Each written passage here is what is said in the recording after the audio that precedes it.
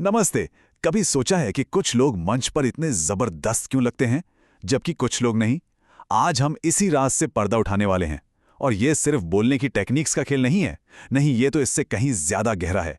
ये समझने की बात है कि आइडियाज आखिर एक दिमाग से दूसरे दिमाग तक सफर कैसे करते हैं। तो शुरुआत इसी सवाल से करते हैं।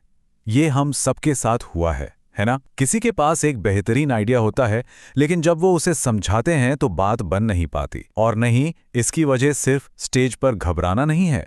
असली जड़ तो कहीं और है, हमारे दिमाग के काम करने के तरीके में। तो इस सफर में हम पहले उस चुनौती को समझेंगे जिसका हम सब सामना करते हैं, फिर हमारे दिमाग के एक बहुत ही पावरफुल सीक्रेट हथियार की खोज करेंगे, और अंत में देखेंगे कि इस हथियार का इस्तेमाल करके अपने कम्युनिकेशन को कैसे पूरी तरह से बदला जा सकता है। तो फिर आखिर क्या है वो वजह? क्यों बड़े बड़े आइडियाज भी फेल हो जाते हैं? वो कौन सी दीवार है जिससे वो टकरा कर रह जाते हैं? देखिए, पब्लिक स्पीकिंग में फेलियर का मतलब अक्सर नर्वस होना नहीं होता। असली वजह है कि स्पीकर अपने और ऑडियंस के दिमाग के बीच एक ब्रिज, एक पुल बनाने में चूक जाता है। होता क्या है, उनका बेहतरीन आइडिया एक किनारे पे अटक जाता है और ऑडियंस दूसरे किनारे पे कंफ्यूज्ड खड़ी रह जाती है। तो सवाल ये है कि ये पुल बनता कैसे है? इसका जवाब हमें मिलता है कॉग्निटिव साइंस से। UCLA के कुछ रिसर्चर्स ने एक ऐसे कमाल के दिमागी टूल का पता लगाया, एक ऐसा टूल जिसका इस्तेमाल हम सब करते हैं, लेकिन मजे की बात यह है कि हमें पता भी नहीं होता। आइए इस टूल को एक्शन में देखते हैं। मान लीजिए कि कोई डॉक्टर है, उसके सामने एक मरीज है जिसके पेट में एक खतरनाक ट्यूमर है। इसे किरणों से खत्म किया जा सकता है, लेकिन एक दिक्कत है। अगर एक हाई इंटेंसिटी किरण भेजी तो वो रास्ते में आने वाले हेल्दी टिश्यू को भी जला देगी। तो अब डॉक्टर मरीज को कैसे बचाए? जरा सोचिए इस पर।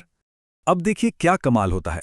रिसर्चर्स ने कुछ पार्टिसिपेंट्स को एक बिल्कुल अलग कहानी सुनाई, एक जनरल की कहानी जिसे एक किले पर कब्जा करना था। उसने क्या किया? उसने अपनी पूरी सेना को छोटी छोटी टुकड़ियों में बांट दिया और उन्हें अलग अलग रास्तों से एक ही समय पर किले पर हमला करने के लिए भेज दिया। आइडिया सिंपल था। बहुत सारी कमजोर ताकतें जब एक जगह एक साथ मिलती हैं तो वो एक बहुत बड़ा हमला कर सकती हैं।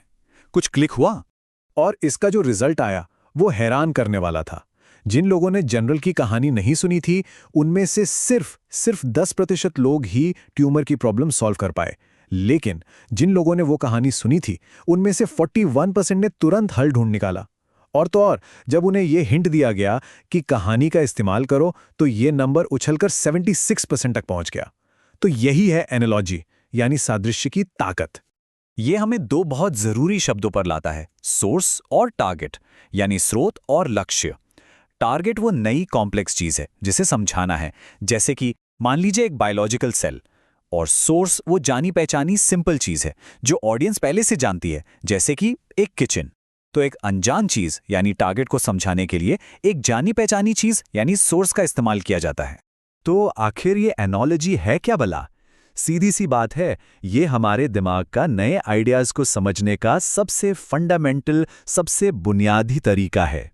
ये एक तरह से किसी जानी पहचानी चीज का ब्लूप्रिंट लेना और उसे एक नई अनजान चीज पर फिट कर देना है। ये एक मेंटल शॉर्टकट है और यकीन मानिए ये बहुत ज्यादा पावरफुल है। ठीक है, तो ये तो हो गई साइंस की बात, लेकिन इसका स्टेज पर बोलने से क्या लेना देना है? अरे सब कुछ, यहीं से तो पूरा खेल बदलता है। अब हम इस पावरफुल मेंटल टूल को पब्लिक स्पीकिंग की आर्ट से जोड़ने वाले हैं। और ये रही वो चाबी जो सारे ताले खोल देती है। एक जबरदस्त स्पीकर बनने का मतलब सिर्फ अच्छे शब्द चुनना नहीं है। इसका मतलब है एक जबरदस्त एनोलॉजी बिल्डर बनना। काम बस इतना है कि अपने आइडिया यानी टारगेट के लिए एक ऐसा सोर्स ढूंढा जाए जिसे ऑडियंस पहले से जानती हो, समझती हो, मतलब एक पुल बनाना है। तो इसे प्रैक्टिकली कैसे किया जाए? जानकर हैरानी होगी कि पब्लिक स्पीकिंग की जो भी सलाह सालों से सुनते आए हैं ना, जैसे कि पॉज लेना, कहानियां सुनाना, अपनी एनर्जी दिखाना, ये सब असल में छिपाकर एनालॉजी बनाने के ही तरीके हैं। चलिए डेल कार्नेगी की इस क्लासिक सलाह को ही लेते हैं, रुकना यानी पॉज लेना। हमें हमेशा से बताया गया है कि बोलते हुए पॉज लेना बहुत जरूरी है, पर कभी सोचा है क्यों? ये सिर्फ सांस लेने के लिए नहीं होता। तो दिमाग के अंदर असल में होता क्या है? देखिए, जब कोई स्पीकर जानबूझकर चुप हो जाता है तो वो ऑडियंस को एक सिग्नल भेजता है। उस खामोशी में एक वजन होता है और ऑडियंस उस वजन को आने वाले आइडिया के वजन से जोड़ लेती है। यानी वो चुप्पी उस आइडिया के महत्व का सोर्स बन जाती है।